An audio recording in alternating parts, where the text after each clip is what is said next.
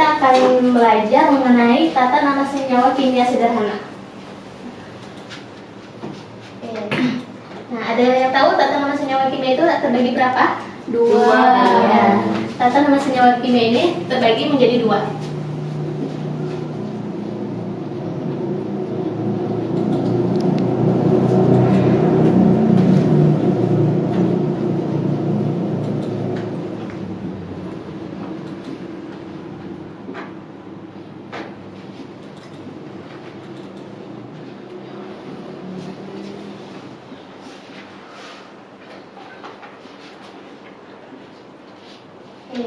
Tata nama senyawa kimia terbagi menjadi dua, yaitu kimia organik dan anorganik. Nah, kenapa kita tata senyawa kimia organik ini nanti materinya ada di fase F kelas 11 ya. Jadi kita nggak membahas tentang tata senyawa kimia organik karena ada materinya yaitu hidrokarbon. Nah, jadi sekarang kita akan belajar tata nama senyawa kimia anorganik. Nah, untuk tata nama senyawa kimia anorganik ini terbagi menjadi tiga. Ada tata nama senyawa kimia anorganik biner, ada tata nama senyawa kimia organik poliatomik,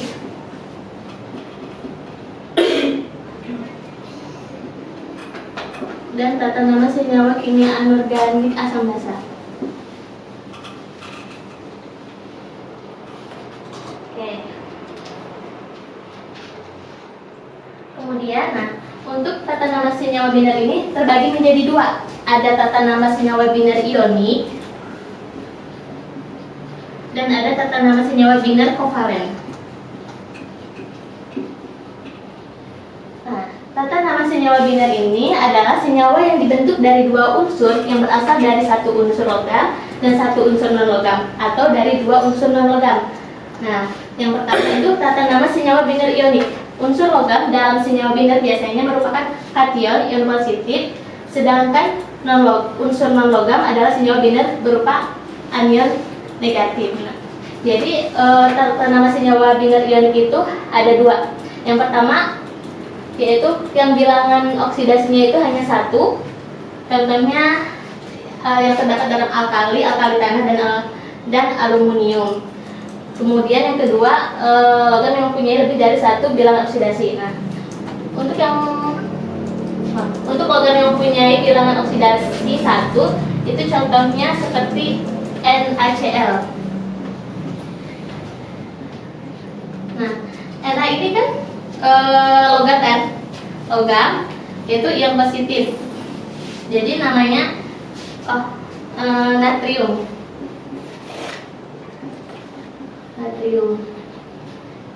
Dan yang kedua itu ion negatif Cl-, namanya klorin. Karena dalam penamaan tata nama senyawa ionik itu untuk satu bilangan oksidasi, rumusnya itu nama kation, nama kationnya,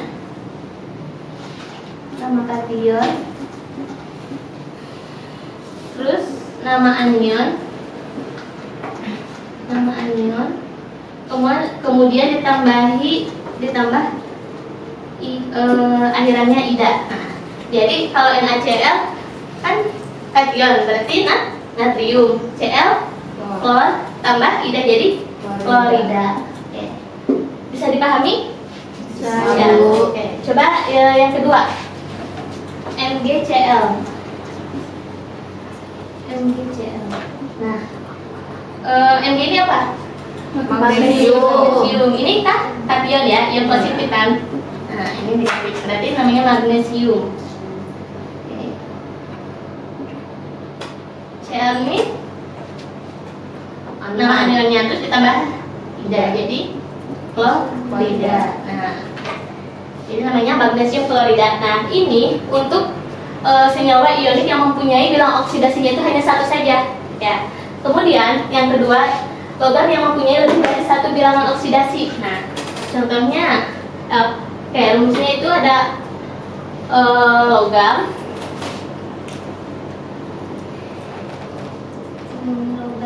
nama logam,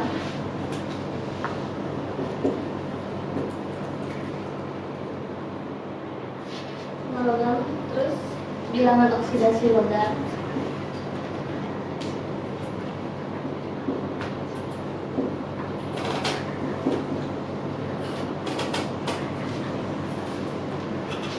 Logam plus.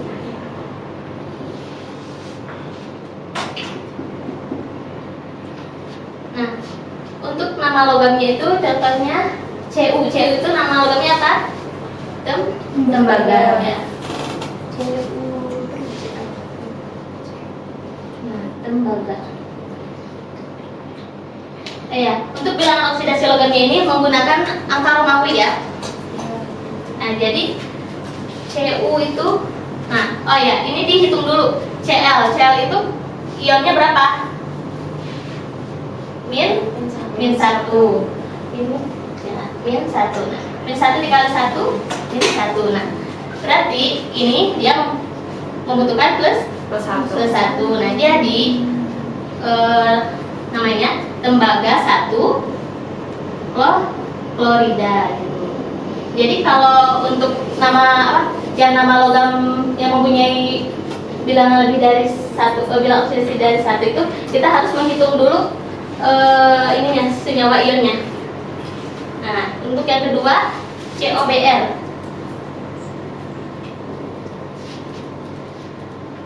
Nah, Br itu senyawa ionnya berapa? Yang tahu ion Br? Min 1 ya. Min 1 ya. Min 1 dikali 2 min 2. Ya, min 2. Nah, berarti CO-nya butuh berapa? Plus 2.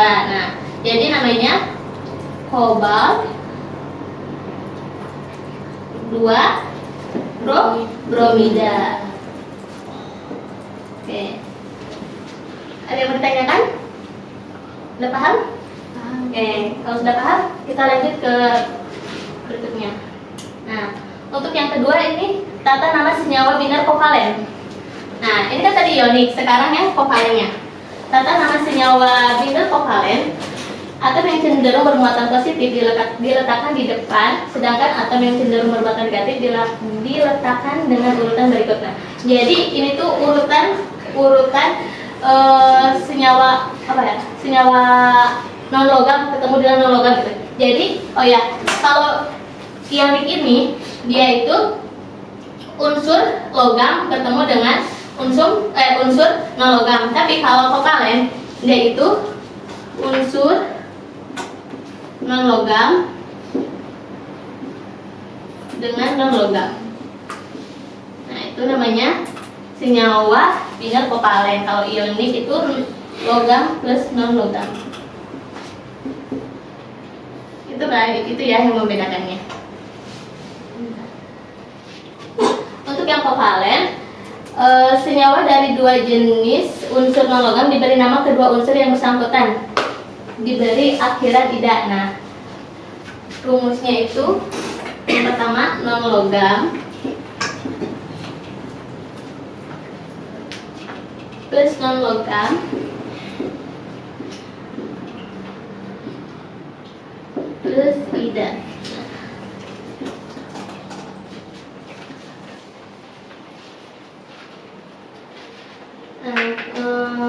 Contohnya seperti HBr.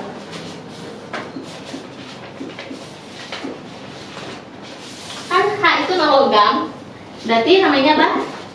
Hidrogen. Br itu non logam juga, ditambah ida jadi bromida, jadi hidrogen bromida. Kemudian contoh yang kedua SiO, namanya silikon oksida. Jadi untuk penamaannya itu misalkan kayak NH3. Nah, jadi yang ditulis itu N-nya dulu. Kenapa N-nya dulu? Karena N ini bermuatan positif kan, diletakkan di paling depan. Jadi harus berurutan dengan urutan yang di sini. Nah, bukan jadi H3N. Oke, untuk yang kedua, pasangan atom yang bersenyawa membentuk lebih dari satu atom. Tiap unsur dan diakhiri dengan ida. Nah, ini untuk yang kedua. Kalau atomnya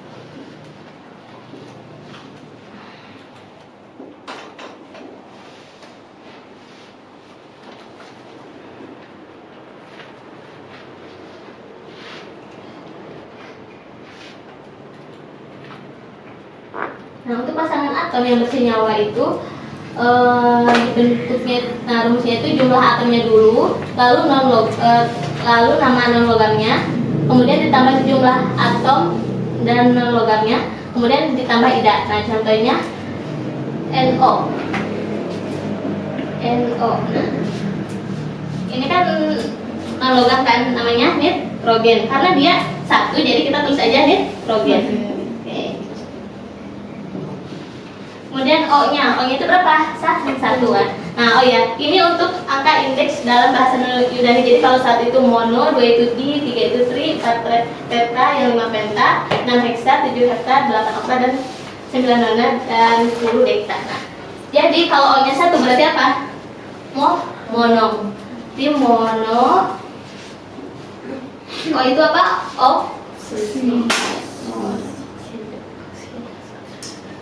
Mono tambah ida, monoksida. Jadi nitrogen monoksida. Nah, untuk yang kedua, contoh yang kedua, Cl2O7.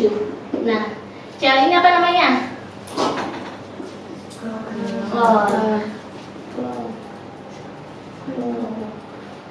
O itu oksida. Karena Cl-nya itu 2, berarti apa namanya? 2 itu apa? Di. Nah, berarti jadi di kloro. O7. 7 apa?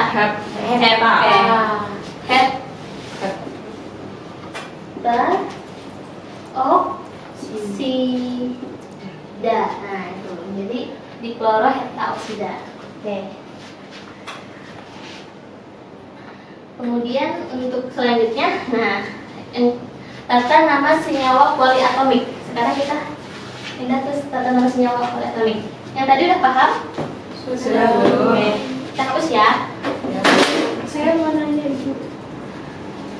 2 itu dari mana ya, Bu? Yang ini. Yang min 1 kali 2.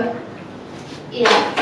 Oh ya, ini maaf. Ini COBr2 maksudnya. Oh. Jadi kan Br itu dia punya ionnya itu min 1. Nah, dikali 2 jadinya min 2. Nah, terus jadi dia membutuhkan plus 2. Ya. Kasih, Bu. Iya.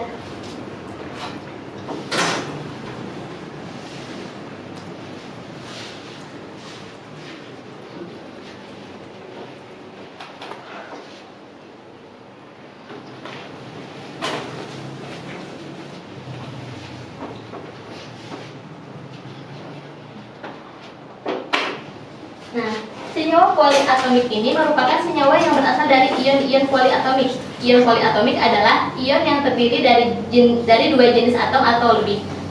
Atom-atom terikat bersama-sama dengan membentuk ion, baik ion positif atau ion negatif.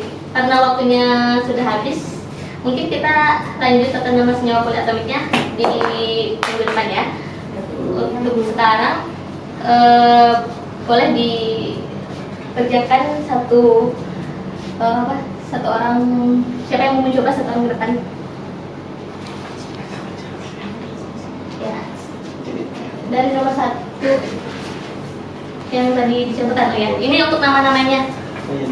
Ini daftar nama-nama kation dan anionnya. Ya, coba, oke. Coba